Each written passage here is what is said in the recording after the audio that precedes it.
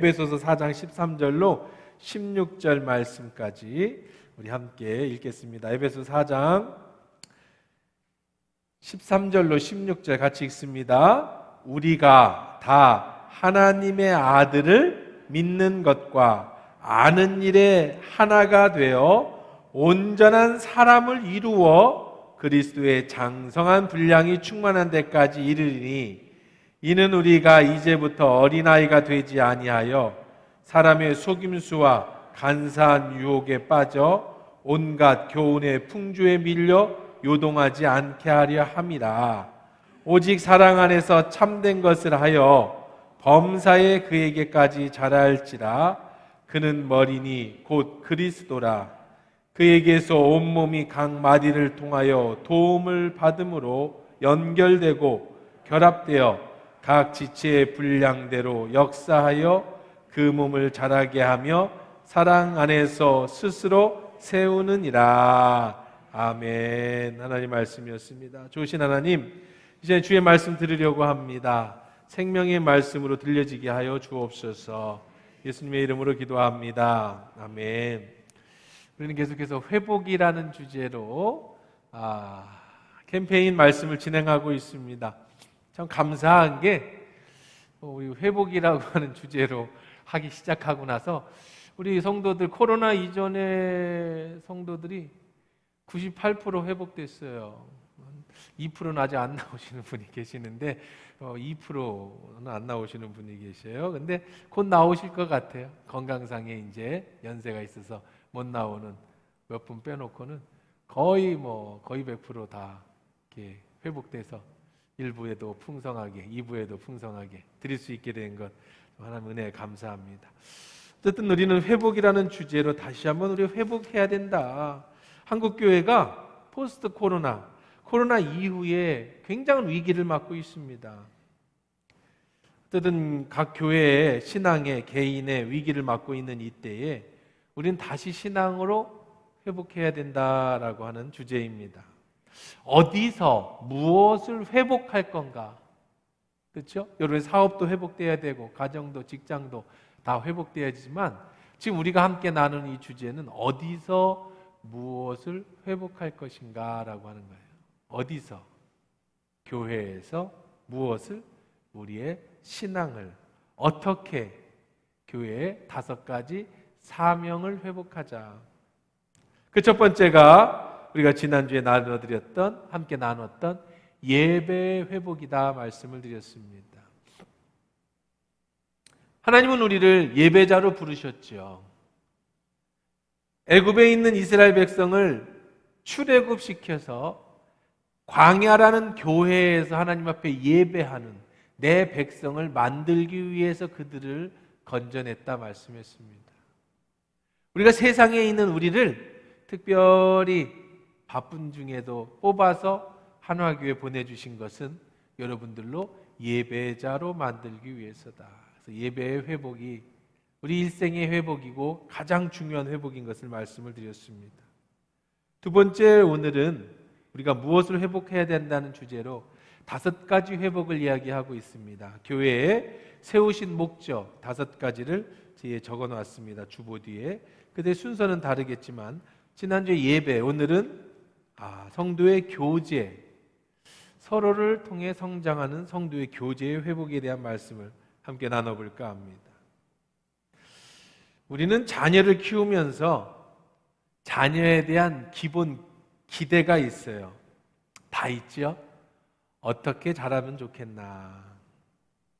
하나님도 우리의 아버지가 되시는데요. 하나님도 여러분을 바라보실 때 여러분에 대한 아버지의 기대가 있을 거예요. 이렇게 여러분이 성장했으면 좋겠다. 하나님의 기대, 그게 뭘까요? 오늘 13절에 하나님이 여러분이 어떻게 성장하기를 원하는지 정의를 내려주고 계십니다. 한번 읽어봅시다. 우리가 다 하나님의 아들을 믿는 것과 아는 일에 하나가 되어 온전한 사람을 이루어 그리스도의 장성한 분량이 충만한 데까지 이르리니. 좀 어려운 말씀인데 좀 풀어보면 아주 쉽게 얘기하면 그렇습니다. 하나님은 여러분들에게 대한 기대를 가지시는데, 아버지이신 하나님이 자녀인 여러분의 기대를 가지시는데 무슨 기대를 가지냐?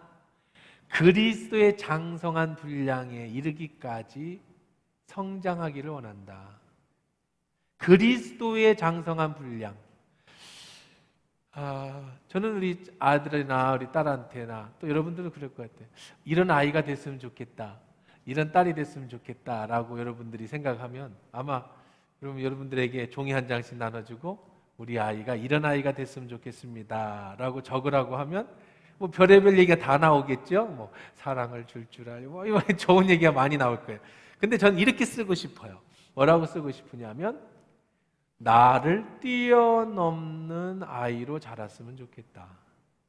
내 한계만 뛰어넘으면 좋을 것 같아. 왜냐하면 나를 훌쩍 뛰어넘어서 위대한 아이가 되라는 건 너무 욕심이에요. 그렇죠? 내가 나를 나는데 나보다 어떻게 월등하고 우월하게 뛰어넘겠어요? 나만 뛰어넘으면 되겠다. 나만 뛰어넘으면 되겠다. 그래요. 하나님도 여러분에 대한 그런 계획을 가지고 계시는데 하나님을 뛰어넘을 수는 없죠. 그렇죠? 사람이 어떻게 하나님을 뛰어넘겠어요? 그래서 우리에게 본이 되어주신 누가 계시죠? 예수님이 계시는 거예요. 예수님이 인간의 몸을 이끌고 오셨잖아요. 예수님을 뛰어넘을 수는 없는데 우리의 인간의 목적, 목표, 여러분이 어디까지 잘할 수 있는가? 하나님은 여러분에게 얼마만큼 기대하시는가? 우리의 목표는 어디냐? 그리스도의 장성한 분량. 다시 말해서 예수 그리스도에게까지 자라기를 원하고 계시는 줄 믿습니다. 여러분 모두가 예수님 가까이까지 여러분의 인격이라든지 성품이라든지 여러분의 삶이 예수님에게까지 자랄 수 있기를 주의 이름으로 축원합니다.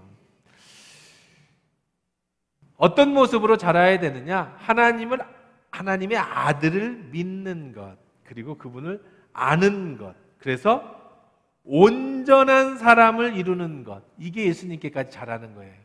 예수님을 알고 하나님을 알아서 예수님의 온전함, 온전이라고 하는 단어, 온전해지는 사람, 그것이 그리스도의 장성한 분량인데요. 그 온전한 사람이 된다라는 말은 성숙한 사람이 된다라는 말이에요.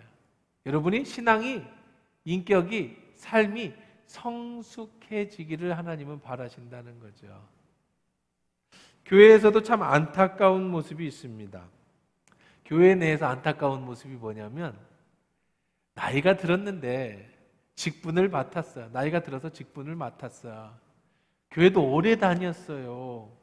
그런데 하는 일이, 행동이 아이 같은 사람을 볼 때는 하나님도 참 가슴 아프고 안타깝고 주변에 있는 사람들도 그렇고 목회자인 제가 봐도 참 안타까운 경우가 있어요. 사람은 신앙의 연륜이 차고 나이가 들면 우리가 말씀을 매주 배우잖아요. 그러면 그 말씀이 내 안에 들어와서 인격적으로도 성숙하고 신앙적으로도 성숙하고, 그래서 교회를 다녀서 직분을 받아 10년, 20년이 지나면 참 큰바위 얼굴처럼 예수님 닮아가는 것까지 도달하지는 못해도 성장하는 모습이 있어야 하는데 어린아이로 머물러 있는 모습을 볼 때, 그래서 바울도 이 부분에 대해서 뭐라고 얘기를 합니까? 14절 한번 읽어볼게요. 이는 우리가 이제부터 어린아이가 되지 아니하, 어린아이가 그만 되라는 거예요. 사람의 속임수와 간사한 유혹에 빠져 온갖 교훈의 풍주에 밀려 요동하지 않게. 그러니까 어린아이의 특징이 뭐냐면, 성장하지 못한 사람의 특징이 뭐냐면 속임수에 잘 넘어가고 간사한 유혹에 빠지고 온갖 이단이나 다른 교훈, 다른 말을, 다른 하나님의 말씀이 아닌 다른 것에 잘해서 그냥 늘 시험에 빠져 있거나 아주 하는 행동이 참 어린아이 같이 그렇게 하지 않기를 바란다라고 얘기를 합니다. 교회를 오래 다녀도 수동적입니다. 혼자 일어서지 못합니다. 조금만 힘들면 주저앉습니다. 그런 사람이 되지 말아야 한다. 그러니까 우리 신앙은요, 성숙해야 됩니다. 성장해야 됩니다. 아이가 키가 자라면서 몸이 성장하잖아요. 참 요즘 들어 더 놀라운 것 같아요. 오늘 스승의 주일이기도 한데 제가 한 교회 오래 있다 보니까 초등학교 아니면 태어날 때부터 본 애들이 잘하잖아요. 그 아이들을 결혼도 시키고 주례도 하고 그 아이들이 또 아이를 낳아갖고 오고 한 세대, 두 세대, 20년이 넘어서 보았는데 애들이 오면 나는 그대로인데 애들이 금방금방 커가지고 애가 벌써 대학 간다고 그래서 갔니? 그랬더니 뭐 결혼한다고 하고 결혼하니? 그랬더니 바로 또 애가 애를 낳아갖고 오고 애가 애를 낳아갖고 오고 그런 모습을 보면서 희한하다. 나는 그대로인데 나는 이 애가 어릴 때도 나고 얘가 애를 낳아갖고 와도 나는 난데 그러면서 느끼는 거예요. 아, 얘는 크고 나는 늙는구나. 이런 생각을 요즘 들어서 자주 해요. 나는 그냥 서 있는 것 같은데 자꾸 주변이 커가. 애들 크는 걸 보면은요. 근데 우리 신앙도요. 이렇게 육신이 커가듯이 성장해야 돼요.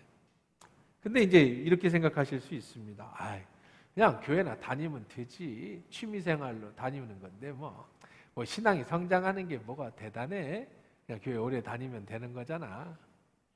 그렇지 않아요. 하나님은 여러분이 성장하지 못하면 안타까워하십니다.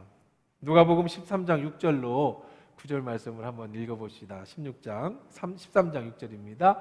이에 비유로 말씀하시되 한 사람이 포도원에 무화과나무를 심은 것이 있더니 와서 그 열매를 구하였으나 얻지 못한지라. 포도원 지기에게 이르되 내가 3년을 와서 이 무화과 나무에서 열매를 구하되 얻지 못하니 찍어버리리라. 어찌 땅만 버리게 하겠느냐. 대답하여 이르되 주인이여 금년에도 그대로 두소서. 내가 두루 파고 거름을 줄이니 이후에 만일 열매가 열면 좋거니와 그렇지 않으면 찍어버리소서 하였다 하시니라. 이 말씀은 무슨 말씀이냐면 예수님의 비유인데요. 참 이상한 일입니다. 말도 안 되는 일이 하나 생겼어요. 그게 뭐냐면 포도원 지기가 포도밭을 기르는 농부가 어디서 무화과 나무 하나를 가지고 와서 포도밭에 심었어요. 이건 정말 말도 안 되는 일이에요. 왜 그러냐면 히브리 문화의 히브리인들의 풍습에 보면 포도나무는 정말 귀한 나무입니다. 포도나무에서 딴 열매로 포도즙을 짜고 포도주를 만들어서 그 나라는 석회암질이기 때문에 물이 굉장히 석회의 물이라서 포도주로 식사 후에 물을 대신합니다. 포도주는 꼭 있어야 돼요. 포도나무는 꼭 있어야 되는 나무예요. 근데 무화과 나무는 여러분 무화과 나무 길러보신 분들 아시는지 모르겠어요. 저도 무화과 나무를 이제 시골에서 기르는데 어떤 분이 그런 얘기를 해요. 다 그냥 무화과를 따먹으면 나무를 잘라버리래. 그러면은 그 다음 해에 이제 거기서 다시 싹이 올라와가지고 또 나무가 돼요. 그럼 또 잘라버리고 그렇게 키워야 되는데 우리나라는 겨울에 얼면 뿌리까지 얼어버리니까 잘라버리고 덮어놓으면 그리고 봄 되면 다시 나. 그래서 저도 그렇게 해봤더니 진짜 요즘 되니까 풀이 조금 나와. 우리 안수 집사님 장로님이 바깥에다 무화과 나무 2개를 새로 묘목을 다 심었는데 걱정들 하시더라고. 왜 안 나오나 한 달이 됐는데 풀이 지금 나올 때 됐어요. 이제 나올 거예요. 제가 이렇게 눌러보니까 아직 살아있더라고요. 무화과는요 아무 데서나 자라는 나무예요. 그냥 길가에 꽂아놓으면 자라는 나무예요. 갖다 꽂아놓으면 자라는 나무예요. 무화과는요 약을 안 합니다. 병충해에 굉장히 강해요. 걸으면 줘야겠지만. 그래서 예수님도 길 가다가 시장 가시면 길가에 있는 무화과 나무를 따서 드시는 장면, 근데 없어서 저주하는 그런 장면도 나오잖아요. 포도나무는 그렇지 않아요. 포도나무는요 농약을 많이 해야 합니다. 다 익은 것 같은 농약을 안 하면 점점점점 박혀가지고 결국은 못 먹어요. 먹을 수 있는 게 없어요. 포도나무는 달기 때문에. 그리고 약도 잘해야 되고 거름도 잘 줘야 되고 물 관리도 잘 해야 됩니다. 정성을 들여야 돼. 그러면 왜 말이 안 되는지 이해가 되셨죠? 포도원 지기가 웬 무화과나무, 그 흔한 무화과나무, 잘라도 사는 무화과나무, 그 생명력 강한 무화과나무를 가져다가 어디다 심었어요? 포도 밭에다 심었다고요. 이건 말이 안 되지 않습니까? 그 주인이 왔어요, 주인이. 그래서 포도원 지기가 그러니까 그냥 내버려 뒀습니다. 근데 문제는 뭐냐면 무화과 나무는 자르면 나와서 그 해에 따먹어야 되는데 3년을 무화과 나무를 그 포도밭에다가 심어놨어요. 그런데 열매가 없더라는 거예요. 주인 입장에서는 이해가 안 되니까 포도원 지기를 부릅니다. 야, 잘라라. 이 흔한 무화과 나무를 왜 이 귀한 밭에다 심어서 다른 포도를 심을 만큼의 공간을 버렸느냐. 그랬더니 포도원 지기는 또 이상한 말을 합니다. 주인님, 8년만 기회를 주십시오. 제가 다시 거름을 주고 순을 다듬고 제가 물을 주어서 1년 뒤에도 무화과가 달리지 않으면 그때는 뭐 하세요? 제거해 버리겠습니다. 이 얘기가 무슨 얘기예요? 비유. 무슨 비유? 여러분의 비유, 저에 대한 비유예요. 세상에서 정말 그냥 아무런 가치 없는 그저 많은 5천만 중에 한 명인 그런 우리들을 하나님이 특별히 예수님이 선택하셔서 교회라고 하는 공동체, 이 하나님 나라의 밭에 심겨 놓아 주셨어요. 그럼 여러분들에게 구할 것은 뭐냐면 열매예요. 성장하기를 원해요. 나무가 성장해서 마지막에 뭐 하기를? 열매 맺기를 원하는데 3년을 기다려도 안 맺혀져 4년째가 되면 그때는 제거해 버린다. 그러니까 신앙 성장은 옵션이 아니에요. 그러면 몇 년 만에 제거해 줍니까? 3년 만에 열매 없으면 제거해 버립니까? 그건 사람마다 다 다를 수 있어요. 또 이렇게 질문할 수 있어요. 하나님이 우리 아버지시고 우리가 아들인데 자녀인데 자녀가 뻘짓하고 다닌다고 열매 없다고 아버지가 자녀를 버릴 수 있습니까? 그럴 수 있죠? 그럴 수 없어요. 근데 이건 두 가지 측면에서 봐야 됩니다. 하나님, 우리 입장에서는 이렇게 생각할 수 있어요. 하나님이 무화과 나무를 자르듯이 열매 없는 나를 버릴 수 있다. 하나님 입장에서는요, 탕자의 비유처럼 탕자가 세상이 좋아서 아버지가 싫어서 교회가 싫어서 뭐 했어요? 스스로 나갔잖아요. 그러니까 하나님이 잘났느냐? 스스로 떠났느냐?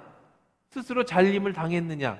그거는 모르겠지만 어떻게 보느냐의 관점에 다르겠지만 분명하고 확실한 건 여러분이 열매가 없으면 하나님은 어느 때까지는 기다리시지만 끝까지 기다리시지 않을 수 있다. 그건 맞는 것 같아요. 왜냐하면 제가 20년 넘게 한 교회 목회를 해보니까 중간에 떨어져 나가시는 분들이 있어요. 뭐 권사 됐다가 떠나신 분도 있을 수 있고 뭐 집사가 됐다 떠나신 분도 계시고 그럴 수 있습니다.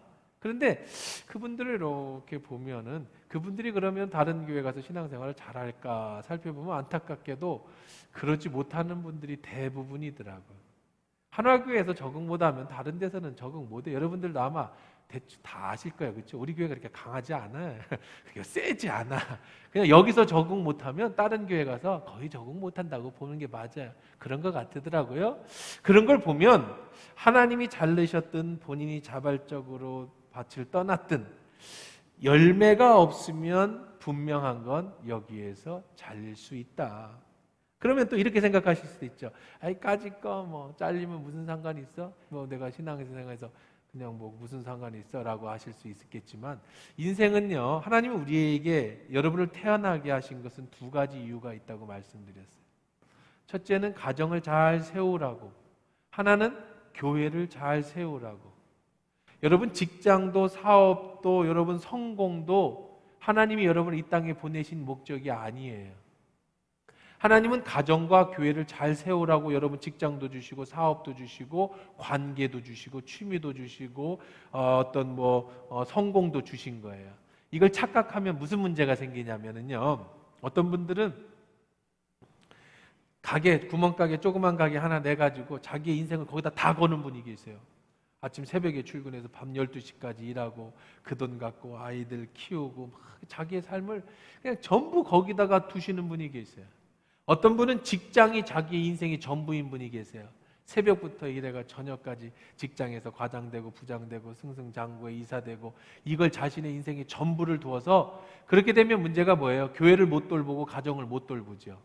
어떤 사람은 성공에 그렇게 자 괜찮습니다. 젊어서는 100% 제가 장담하는데요. 이거는 아주 그냥 100%입니다. 내려오는 날이 있어요. 사업도 직장도 그다음에 여러분들이 성공도 건강 때문에 내려오든지 아니면 뭐 나이가 들어서 내려오는 날이 있는데 그러고 나서 뒤돌아보면은요. 아무것도 남는 게 없어요. 아무것도 남는 게 없습니다.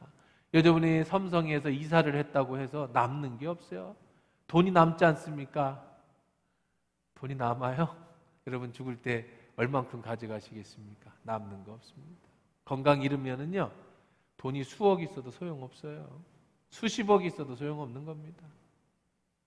관계도 안 남고 뒤돌아보니 가장 내가 사랑해야 될 가족이 안 남아요. 그리고 하나님 앞에 가야 되겠는데 이 땅에서 나를 보내신 교회에 수고한 게 안 남아요. 그러면 그제서야 후회하고 그제서야 안타까워해도 소용이 없다.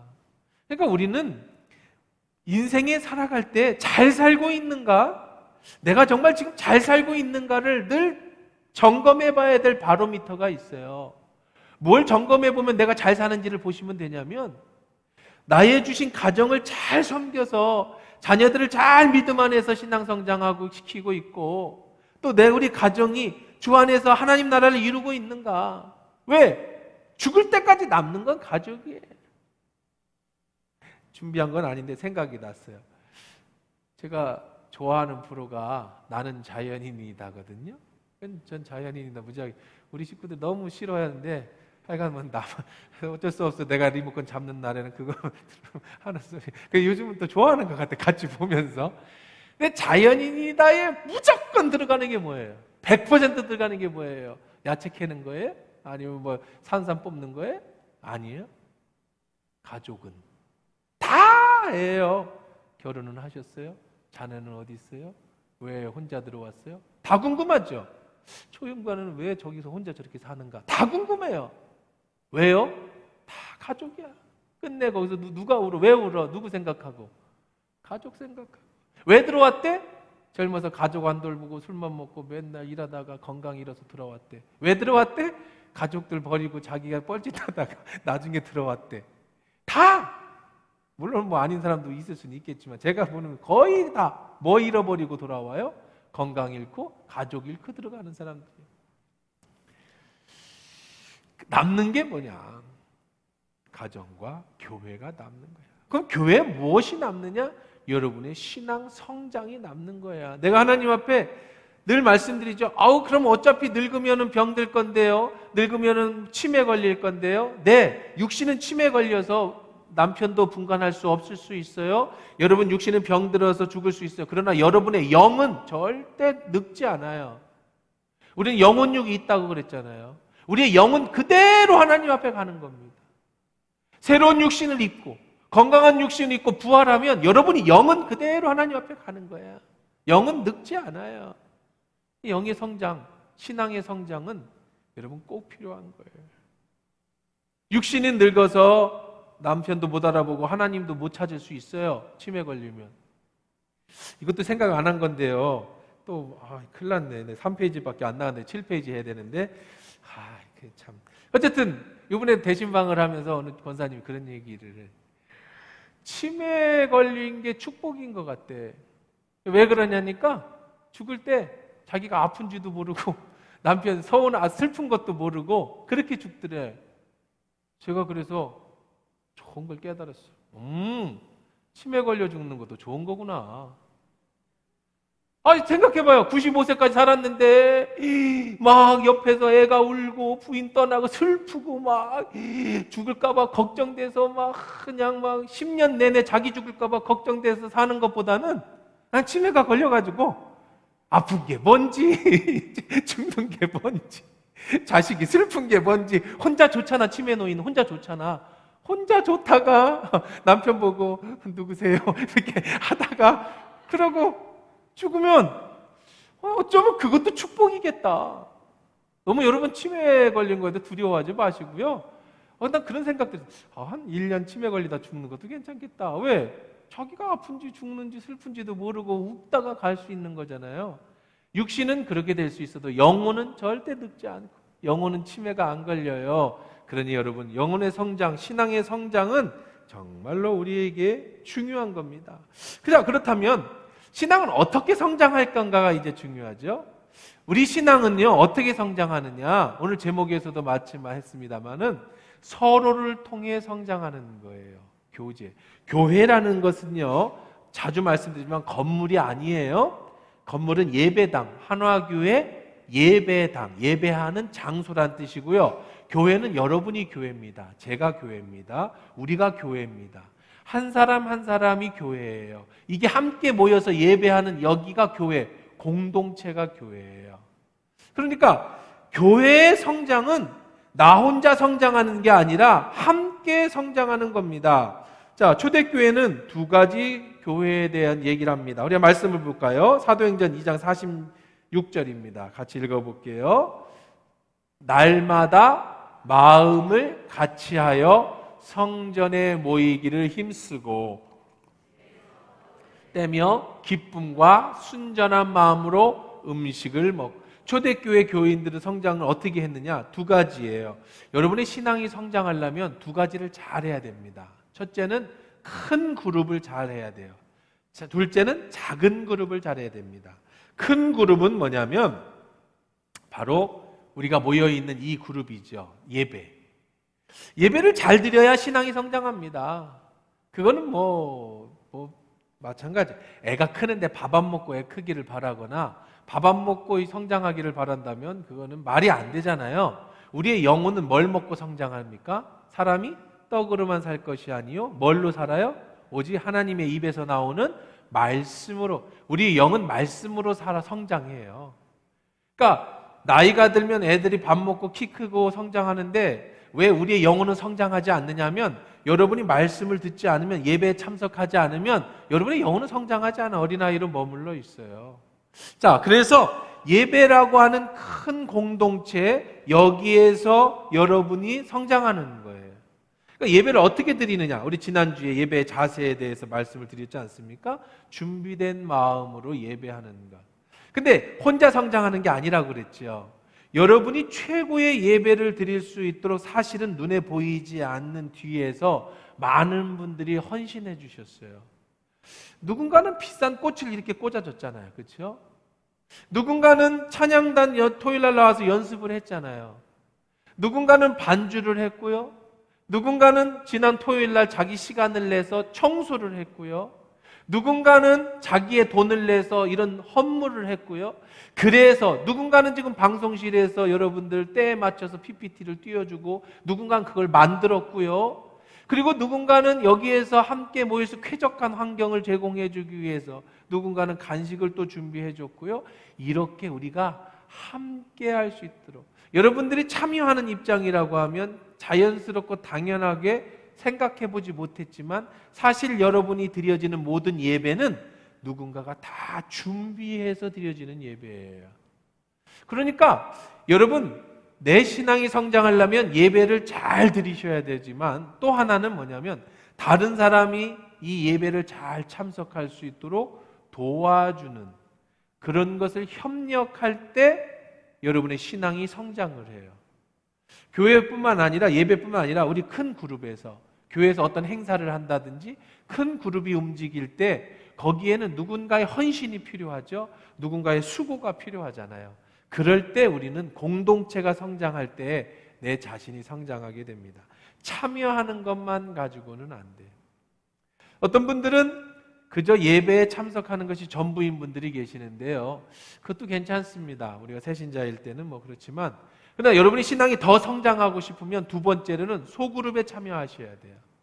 교회 내는 많은 소그룹이 있습니다. 대표적인 소그룹이 뭐예요? 목장입니다. 초대교인들 아까 읽은 것처럼 날마다 성전에 모이기를 힘썼고요. 대그룹이죠. 그 다음에 집에서 떡을 떼며 기쁨과 순전한 마음으로 음식을 먹었다. 소그룹이에요. 구역. 우리 교회에서는 목장이라고 얘기를 합니다. 우리가 회복하는데 교제의 회복은요, 목장 예배의 회복입니다. 이제 곧 목장 예배가 회복된다 말씀드렸습니다. 이제 조금 더 코로나가 이제 어느 정도 저물어들었으니까 목장 예배가 회복돼야 됩니다. 그래야 신앙이 성장할 수 있어요. 목장은 뭐 하는 곳이냐? 목장 리더들이 있습니다. 목장 리더는 제가 정말로 믿을 수 있는 분들을 리더로 세워드립니다.